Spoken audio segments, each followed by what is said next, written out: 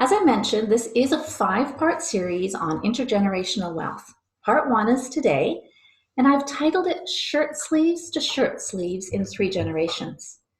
Really, it should be how to avoid shirt sleeves to shirt sleeves in 3 generations. First coined by Andrew Carnegie, what does shirt sleeves to shirt sleeves actually mean? Well, it means that one generation makes the wealth, the next generation spends all the wealth, and by the 3rd generation, there is no wealth left. So to ensure a successful transition of wealth and avoid shirt sleeves to shirt sleeves in 3 generations means preparing your heirs to receive the money. That's right, it's preparing your heirs, your children and grandchildren, if that's who you are designating, to receive the money. If you're here today to learn more about how to pass on generational wealth, then you're definitely in the right place. A successful wealth transition is more than the lawyers you hire and the tax accountants and the estate attorneys. They are absolutely crucial to an estate plan.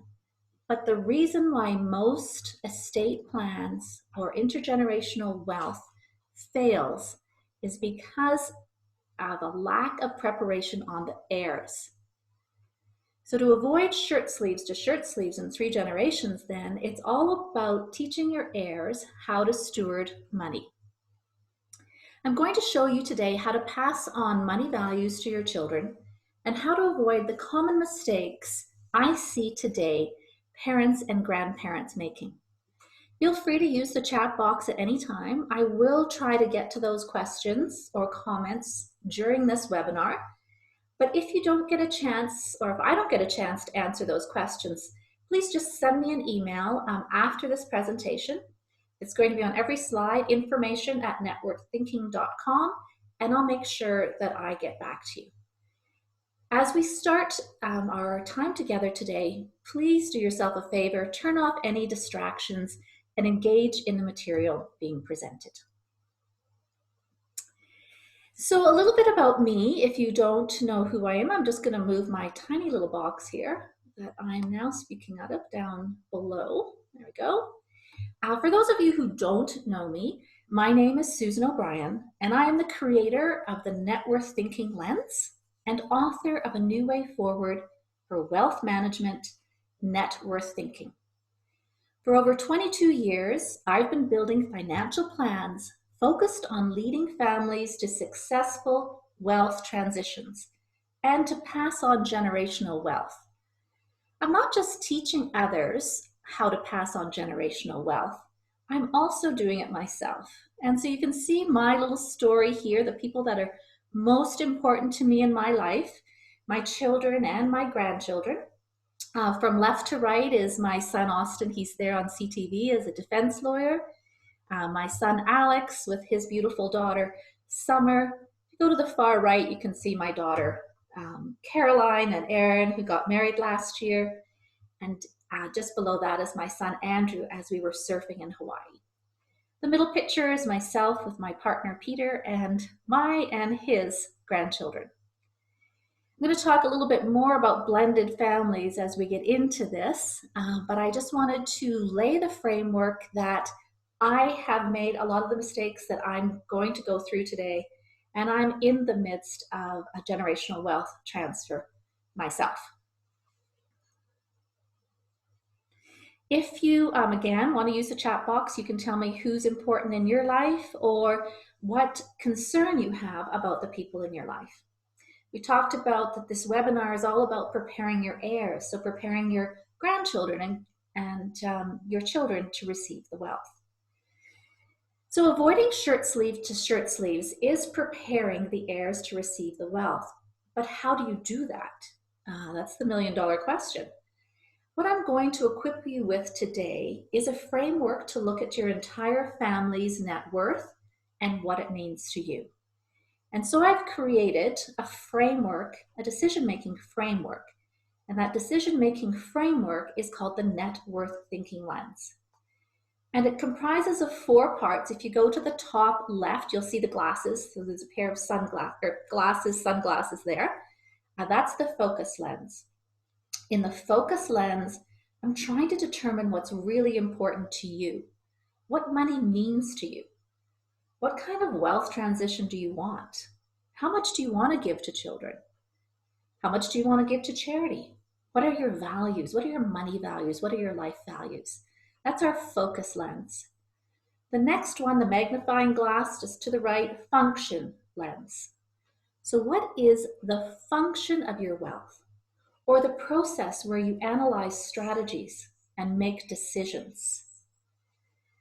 Next comes family, where we focus not just on one generation of a family, but multiple generations of families. When we're looking, and when my team and I, when we're looking at relationships, we're looking at 100-year relationships. Avoiding shirt sleeves to shirt sleeves and passing on generational wealth through the generations, family. And the last one is freedom. And that's really having the financial confidence that you've analyzed the strategies available to you, you've implemented what's appropriate, you know your family story, you know your family values, and you're able to pass those on to children and grandchildren. Or whomever else is important in your life. I say children and grandchildren, but often I have work with people, it's nieces, it's nephews, it's charitable causes. So yeah, please don't feel excluded if I haven't included all the people that are important in your life. So the net worth thinking lens then gives us a framework on which to analyze a family, the family story, and what they want to accomplish with their money. As I mentioned at the beginning of this webinar, this is a 5-part series. Part 1 is today. And so in the time we have together, we're not going to have time to go over everything in our Intergenerational Wealth series, because we could ultimately be here for hours. But one of the strategies, really quick strategy that I use on my networththinking.com website, so that's www.networththinking.com, is a peace of mind quiz. I call it the Will I Run of Money in Retirement quiz. It takes about 2 minutes to do, and it just helps you get clarity on your money and to see whether you're taking some of the right steps today. You don't need to go there right this minute, but a great time to do it is after this webinar today. So knowing that you're on the right track with the Will I Run Out of Money in Retirement quiz gives you a framework, another framework on which to evaluate intergenerational wealth transfers. So what am I going to equip you with during this webinar? I want you to start to get clear on your money values and communicate them to your heirs. If that's children and grandchildren, you first need to get clear on your own money values before you can communicate them to your heirs. And stop making the same old mistakes that I see parents and myself making, and how to avoid them if possible. I'd also like to give you some new tools and tactics to give you the confidence, that fourth part of the net worth thinking lens, financial confidence, that you're on the right track, you're making the right decisions, you're going in the right direction. Now, I always like why, you're here today. So obviously, if you're listening to this webinar, you care about intergenerational wealth transfers. And I find that the people I work with are amazing. They care too. So if you've ever worried that your kids have that sense of entitlement, or you're concerned about passing wealth on to them, then I know how you feel. I've been there. I've done that. I've woken up at night worried about the impact of my wealth or gifting on my children. And if that's you, then this talk is for you. You're in the right place here today. If you're currently considering updating your estate plan, or don't have an estate plan, or don't have a will, then this talk is for you.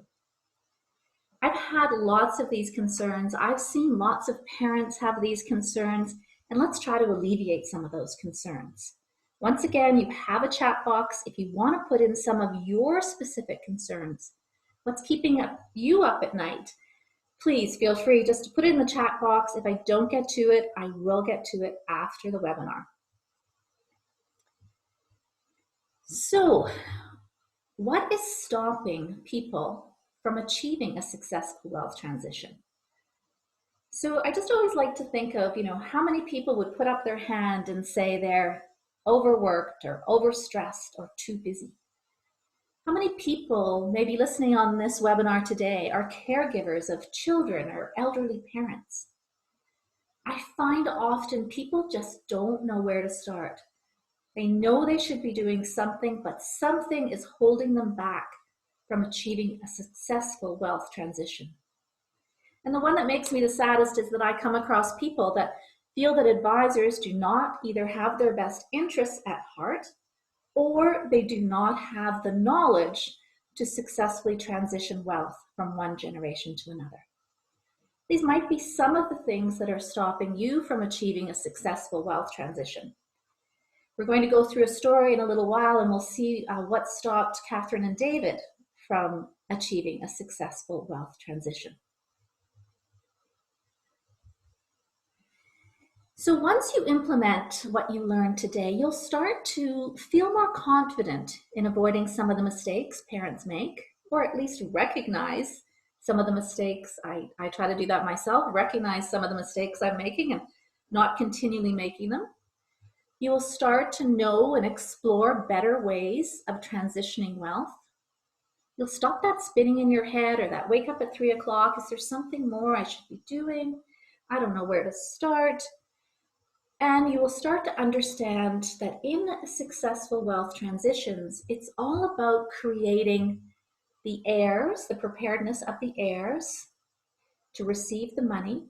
But it's also in preparing the heirs to receive the money, you want to make sure that you're creating goodwill amongst family members. If you've ever been involved in estates, and I've been involved in a lot of estates, it seems that wrangling will pull apart families. And so what we're going to try to do is, by preparing the heirs, make sure there's goodwill in families. But I just want to put a caution out there. This webinar is not for people who want magic formulas or short-term thinkers. Remember, this is part 1 of a series. And it is not for people who want to control their wealth beyond the grave. So shirt sleeves, avoiding shirt sleeves to shirt sleeves in 3 generations means that you're preparing your heirs to receive the money. If you want to control the money, put handcuffs on your money and control it after you're gone, then you're not preparing your heirs to receive the money and being good stewards. So this webinar is not for people who want to control money beyond the grave, or short-term thinkers or planners, or want a magic formula. So here we have a story about a family that is not their real picture up there. I'm going to call them Katherine and David, and that is not their real names, but the story is real and one that I've seen over and over again. Katherine and David are a blended family, like myself and Peter. There's so many blended families today, and sometimes they're the most difficult to work with as there's just so many more potential sources of conflict. In the case of Katherine and David, they had accumulated most of their wealth together. Katherine had 1 child and David had 2 children. And what they were doing was stuck, not knowing what to do. Should they give each of the children 1/3 of the money, or should they divide the money up 50% to David's children and 50% to Katherine's child? They also had been giving extensively to charity, and they weren't sure how they could continue that with their intergenerational wealth plan. So Katherine and David were stuck. Remember, we went through the slide. What is stopping you from a successful wealth transition? For Katherine and David, they were stuck because they just didn't know what to do. The turning point for Katherine and David was when I told them about the fact that if they made no decisions on their estate plan, they were still, in fact, making a decision. They were letting the government determine who would get the money. Because in Canada, the governments, if you don't have a will, if you don't have an estate plan, then the provincial governments have a formula for determining how your assets are divided. Knowing that spurred Katherine and David to take some action. So what happened then? Recognition, I need to do something, but what do I need to do? Where do I start?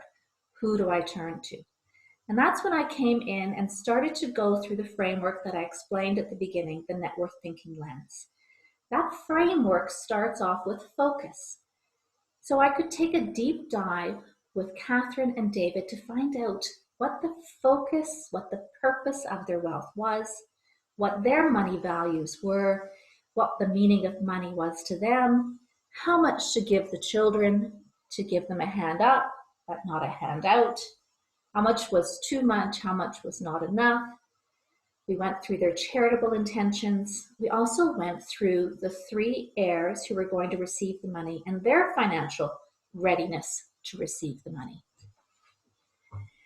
Talking about that then gave Katherine and David the confidence, our 4th net worth thinking lens, the confidence that the strategies we were discussing were appropriate for them and their family. They ultimately decided that since they had accumulated their wealth together as a couple, they felt half of the wealth was Katherine's to do with as she chose, and half of the wealth was David's to do as he chose.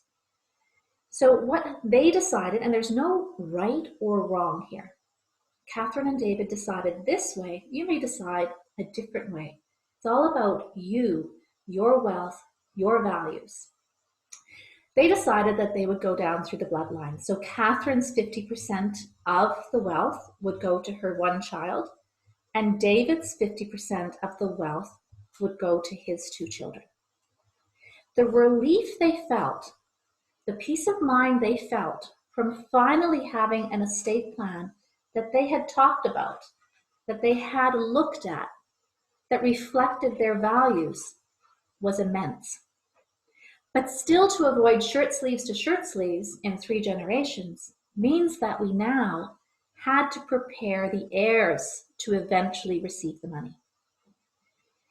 So that involved a multi-generational family meeting. So we had Katherine and David, we had their 3 children in the meeting, we had the spouses of the 3 children in the meeting. Some people think that's controversial. I think transparency is important.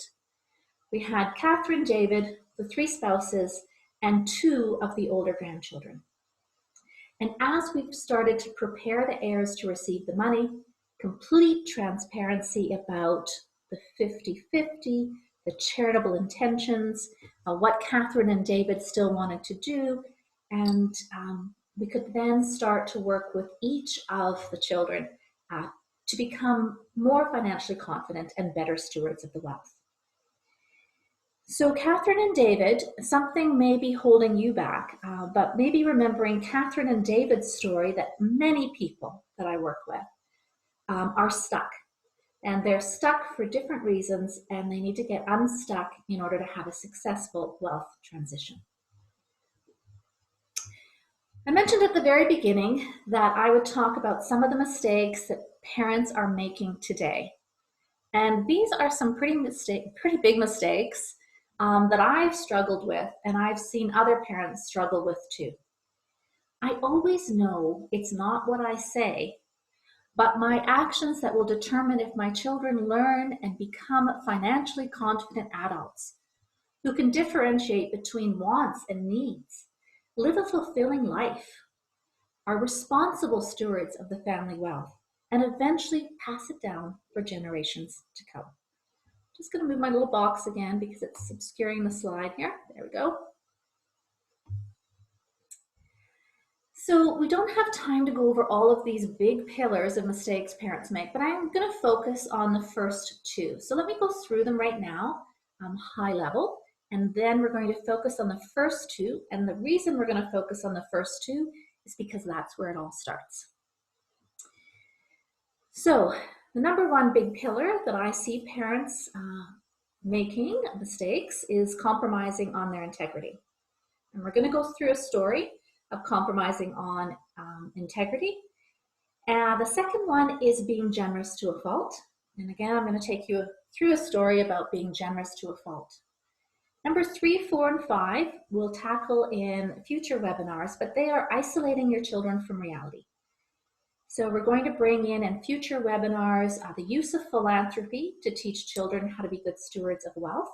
So not isolating your children from the community, but actually immersing them more into community needs. The 4th one is keeping the family wealth a secret. I come across many wealthy parents who want to keep their wealth a secret. The kids already know. They already have some idea because they already live in nice neighborhoods. They already fly first class to Hawaii, and they often have a pretty good idea of the family wealth. The 5th one is keeping up with the neighbors. We've all heard that. This has been around for so long that people can overspend and not make the appropriate decisions with their wealth that is in line with their values. So they're not even sure that they're doing this, but they're doing things that are not aligned with their values. So let's go through the first 2 today. That's compromising on your integrity and being generous to a fault. I love this picture. I'm just going to move me again. I'm staying in one room, but I'm moving all over the place here. Let's put me back up there. Okay, there I go. Okay. Pillar number 1, compromising on your integrity. I love this picture. This picture was taken last February in Zelensee, great skiing town, Zelensee, where I was with my daughter Caroline and her new husband Aaron, who you saw in the picture, who now live in Munich. So perfect place to go skiing close to Munich. Well, we have always been a skiing family, and I love to take skiing trips, especially when my kids were younger. Now, the skiing trips we took when they were younger were very much closer to home, Fernie, Kimberley, Lake Louise. And for anyone who's been on a skiing trip with your kids, you know how the costs can really add up, especially with my kids, because my kids have forgotten helmets, coats, long underwear, snowboards, skis, and they're always hungry for those high-priced resort restaurants. So you can imagine this one time when I think everybody had forgot a helmet. We had already been to the rental place to replace snowboards and skis. By the time I got to the lift line, I was feeling a little impatient, and my pocketbook was feeling a little depleted.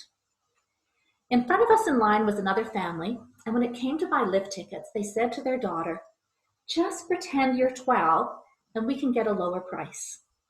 What? Just pretend you're something you're not? Yeah.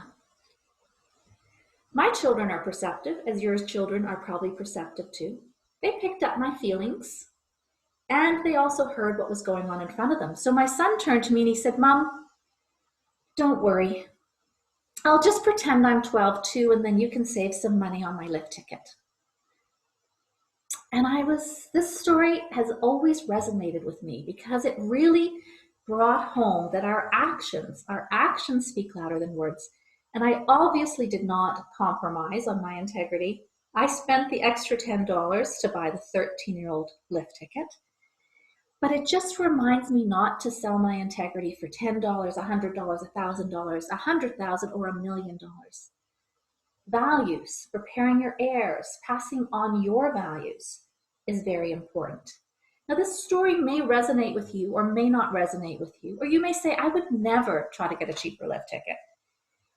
What I want you to do, though, is just think if there are ways in your own life where you might be compromising on your integrity, where you might, just be feeling a little bit uncomfortable about those little white lies or something else that's happening in your life. All children are perceptive. So preparing your heirs really is knowing your values and not compromising on them. I mentioned that pillar number 2 I was going to go through as well. That is being generous to a fault. And I put up doors here. These are actually my front doors to my home. And I put them up because this story is a story about houses. It's also a story about entitlement. Many of the parents I work with, and myself included, worry about my children and my grandchildren having a sense of entitlement.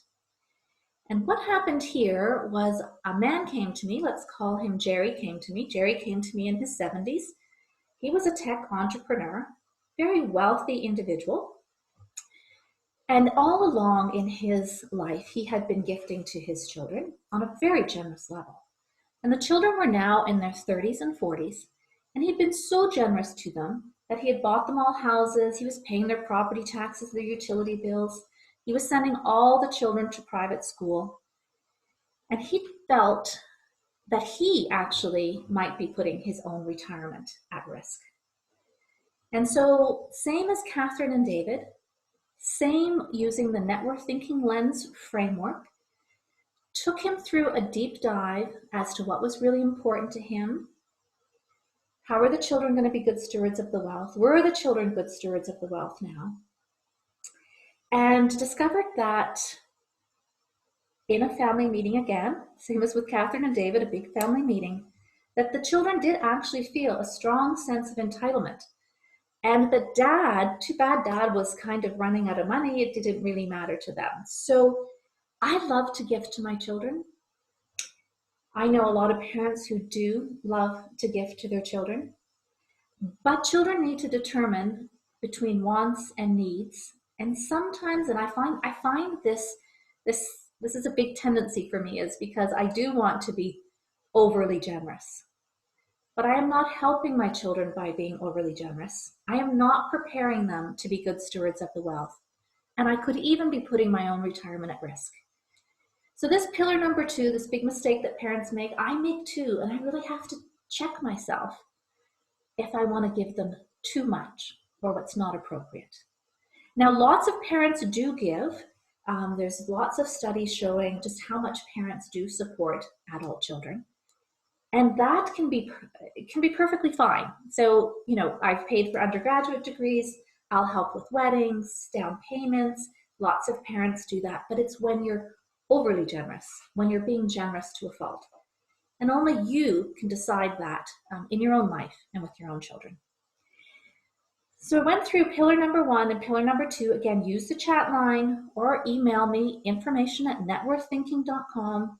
Tell me that if you're struggling with any of these big pillars of mistakes that parents are making.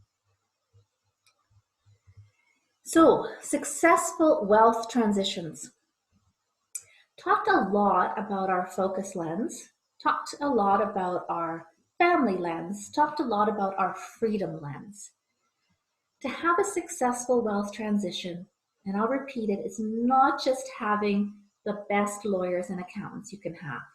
They are absolutely essential for a successful wealth transition. Absolutely essential, but they're not the complete picture. Just moving me here again, everybody on the line. Okay, great. So, in order to have a successful wealth transition, you need to prepare the heirs. Before you can prepare your children and grandchildren, you need to know your own family story. What's important to you? That focus lens. Know and live your values. Share and communicate them with your children. With Katherine and David and Jerry, I talked about big family meetings. Myself, the matriarch, patriarch, the children, the teenage grandchildren. But conversations start everywhere. Conversations started that day on the ski lift, when my children knew that I wouldn't compromise on my integrity, not for $10 or not for $1 million. So communications can be little teaching moments as we're teaching our children all kinds of values. Money values are just one of the ways that we're having conversations about. Number 3, not having an estate plan is having an estate plan. So when I went through Katherine and David's story, something was holding them back from a successful wealth transition. But they found out that if they didn't take the reins and work on a successful wealth transition, the government would already have a plan for them. One of the other successful wealth transitions start with equal and fair may not be the same way.